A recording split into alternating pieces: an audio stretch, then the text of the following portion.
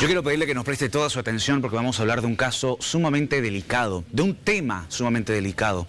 Se trata de un jesuita, un sacerdote que durante mucho tiempo vivió en Bolivia y abusó de al menos 85 niños. Esto contado por él mismo.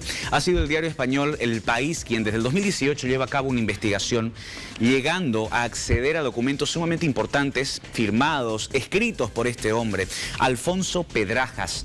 Una persona muy recordada también en Bolivia por haber hecho muchas cosas buenas, pero también por estos casos de abuso, que incluso llegaron a la Iglesia Católica de ese entonces, porque le estoy hablando de algo ocurrido entre los años 70, 80 y que prosiguió buena parte de los años 90. Este sacerdote muere finalmente en el 2009 en nuestro país, sacerdote español. Pero realmente hay que entender todo lo que vino pasando y lo que esta investigación del diario español El País revela, porque tuvo acceso a hablar con algunas de las víctimas, tuvo acceso a tener el diario donde él escribió todas sus memorias prácticamente desde que comienza su vida jesuítica. Hoy estamos con el profesor Álvaro Puentes, psicopedagogo y también ex sacerdote jesuita, quien de hecho conoció durante un periodo a este hombre, a Alfonso Pedrajas. ¿Cómo le va, profesor? Muchas gracias por estar con nosotros. Buenos días, un gusto. ¿Usted lo conoció en persona? Conocí a Alfonso, sí, trabajamos juntos en el Colegio San Calixto en el año 66.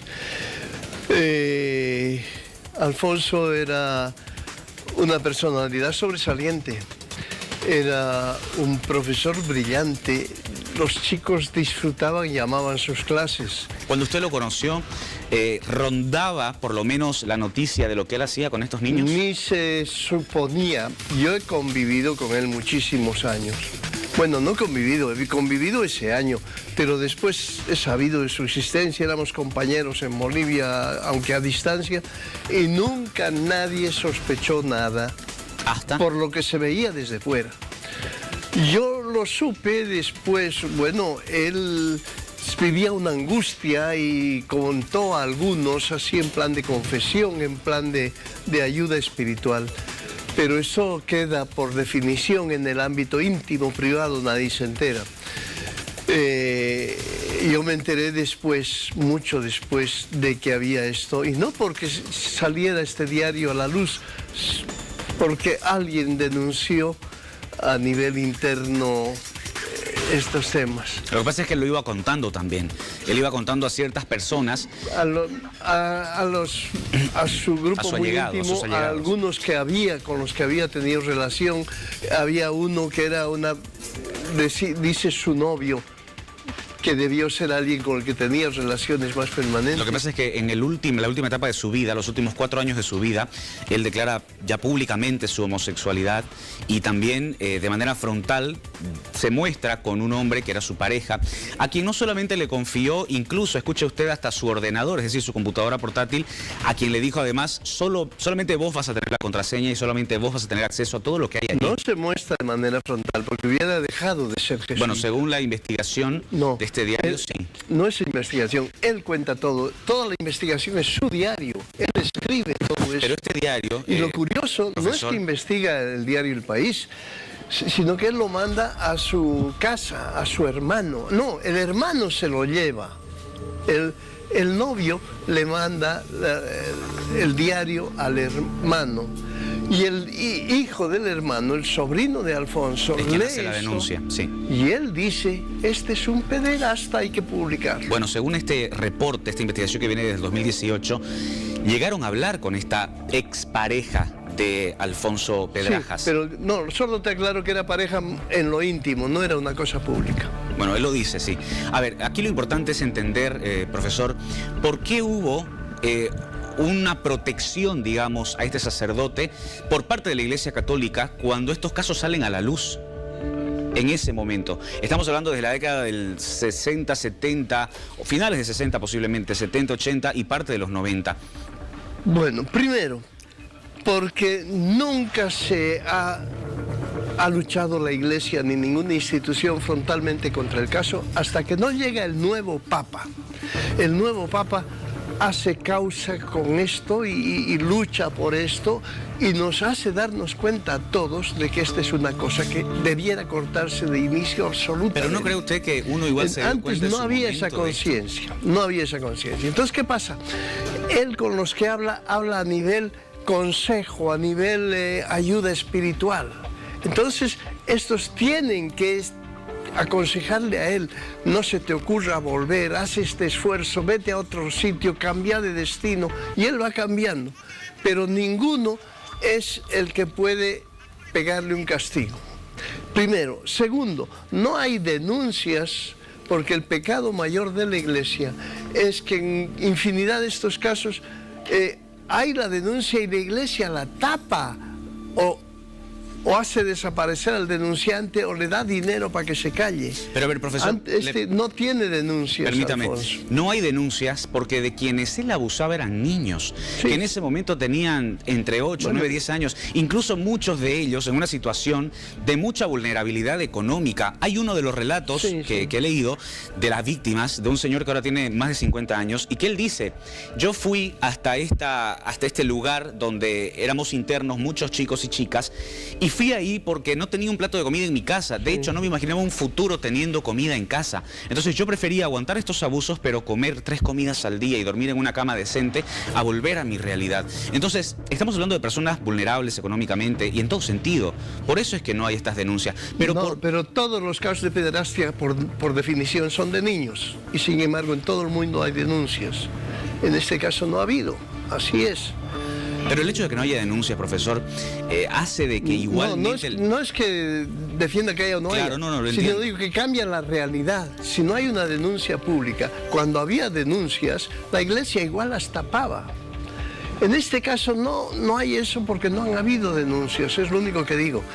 Entonces, la Iglesia, que era su equipo, digamos, intenta arreglarlo, pero no está del lado de él. Claro, no pensando en la víctima, porque él pertenecía al Corazón de Jesús, ¿correcto? No, Jesuita, la compañía de Jesús, perdón. La Compañía de Jesús. Desde la Compañía de Jesús, al menos en ese momento, porque ahora ellos han sacado un comunicado avalando lo que dice este informe, ¿no? Avalando que sí sucedieron estos abusos. Pero en ese momento... ¿Han sacado los jesuitas? Sí, ha sacado un comunicado especificando de que ellos están luchando en contra de esta lacra, y lo dicen así textualmente. Pero lo que quiero decirles... En ese momento, al menos esas personas allegadas, mismo esta Compañía de Jesús, ¿por qué no hacer algo? Aunque este sacerdote, Alfonso Pedrajas, lo haya hecho en secreto de confesión. ¿Sabe usted la cantidad de niños que hubieran evitado este sufrimiento? Sí, claro que sí. O sea, se debía hacer algo. Ya te digo, hasta que el Papa Francisco no exige esto y castiga a los que no lo han hecho, mientras no aparece él, había una estúpida pena por el pobre tipo y no pena por los realmente agredidos. No había eso, tristemente. Es una barbaridad.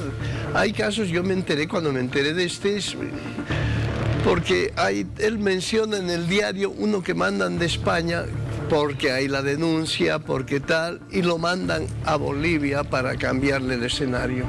Entonces la reacción que tuvimos aquí los jesuitas en ese tiempo fue decir: oiga, no nos manden compañeros que van a crear el problema. ¿Usted lo volvió a ver después de enterarse de esta situación? No, yo me enteré cuando ya había muerto. Yo supe cuando ya había muerto. Bien. Antes no sabía nadie de nosotros.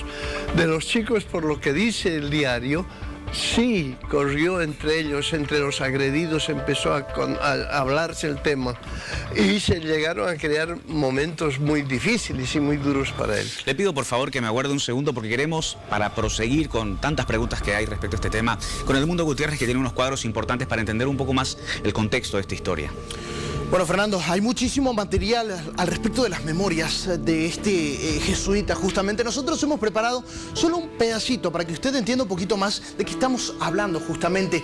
Él era Pedro Pérez, nombre ficticio de esta víctima, que relató un poco de lo que vivió justamente cuando vivía en el Juan 23, este colegio en Cochabamba, donde era director justamente este jesuita. Esta víctima ahora con 58 años se explica, dice: el primer año fue feliz, hasta que una noche llegó el miedo, es lo que menciona, ¿no? Me desperté y me estaba tocando los genitales. Tenía 15 años y me quedé congelado, totalmente petrificado. Dice que se quedó este joven que en ese entonces tenía 15 años. Él me decía con voz baja: tranquilo, no pasa nada.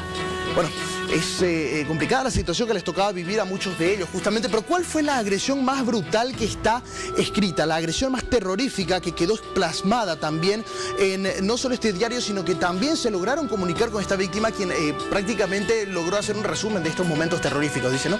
La agresión más terrorífica que esta víctima describe fue al final del curso. Empezó a darme latigazos con un cinturón, manifestó la víctima. Qué terrible, ¿no? Lo que cuenta este... el padre Pica era como le llamaban comúnmente dentro del Juan 23, ¿no? Esta fue la agresión más terrorífica, pero... Bueno, hay distintas situaciones que se dieron porque él pasó por muchos lugares también cuando estaba acá en Bolivia y en Latinoamérica en general, justamente, ¿no? Que se los vamos a contar a continuación. En 1971 llegó como subdirector del Colegio Juan 23 a Cochabamba, un internado que rescataba a niños de la pobreza para que tuvieran un futuro. Y él incluso cuando llegó a ser director de este colegio llegó a mejorarlo para que los estudiantes tuvieran mejores posiciones, justamente, ¿no? Durante la última etapa al frente del colegio entre 1984 y 1989, Alfonso cuenta que confesó a otros sacerdotes este pecado, porque así él lo identificaba lo que estaba haciendo justamente, ¿no? Y personalmente hay una parte de todas estas memorias que a mí me llama muchísimo la atención, Fernando, justamente, que quiero contárselas un poco, porque de verdad él, por ejemplo, cuando se fue a Valencia justamente a realizar algunas actividades religiosas, le contó todo esto a un salesiano que es de nombre Ángel Tomás García, quien prácticamente fungía como si fuera su psicólogo justamente en Valencia. Y atención con lo que le respondió este salesiano, le dijo que lo más importante no es el tema sexual, homosexual, ni la pedofilia, sino la necesidad de ternura y cariño. Su colega religioso le recomendó que distinga entre los abusos y las relaciones sexuales consentidas y que se someta a evaluaciones periódicas, pero en ningún momento hizo referencia a que tal vez tenía él que denunciarlo a las autoridades. Tampoco le hicieron esa referencia o que la iglesia iba a hacer algo por poner en conocimiento esta situación ante las autoridades respectivas, como en realidad la ley lo manda, Fernando. Definitivamente los casos que se pudieron haber evitado. Es impresionante leer absolutamente todas las memorias de este hombre, porque imagínense la cantidad de años, ¿no?, que él escribe. Él escribió desde el inicio de su vida religiosa, allá por los 60, hasta un año antes de su muerte en el 2008. Él muere en el 2009 finalmente, a raíz de un cáncer que por 4 años lo aquejaba. Profesor, ¿algo ha cambiado de la iglesia de ese momento a la iglesia de hoy? Claro, radicalmente, radicalmente. Yo ya no era jesuita ni parte así activa de la iglesia cuando sube el Papa Francisco y empieza la batalla contra esto, y ahí sí cambia. Pero antes era ingenuamente cómplice todo el mundo. ¿Y por qué se esperaba tanto? ¿No les importaba? Lo que citaba ahora el que nos contaba y nos leía parte del diario. Son 400 hojas que escribe. Ahí narra detalles y no se conoce. Eso no hemos tenido ningún acceso. Toda la información que tenemos es un resumen que no llega al 10% de las páginas, un resumen muy bien hecho por un periodista del país. Él es lo único que ha llegado a la luz pública. Claro. Lo demás está reservado. ¿Por qué? Porque no pueden publicar en un periódico. Pero a mí lo que me interesa de verdad saber es, porque una cosa son los anuncios, ¿sí? Y con esto no quiero faltar el respeto, por supuesto, a ningún tipo de organización religiosa. Pero una cosa son los anuncios y la buena intención. Y otra cosa son las verdaderas acciones que pueden hacer que muchos niños en el mundo dejen de sufrir este tipo de abusos. Por eso le pregunto si realmente se está haciendo algo. Ahora ha cambiado radicalmente. O sea, en la iglesia, por ejemplo, si alguien... El confesor no, a veces el psiquiatra por secreto profesional no puede decir nada, pero los demás que se enteran, los demás que protegen, la autoridad que lo cambia de sitio poniendo en peligro a otro público, a ese ahora en la iglesia tienen castigos totales. Ahora, para finalizar, ¿cómo podrían encontrar justicia a las víctimas? Muchos de ellos... Ahora no hay remedio.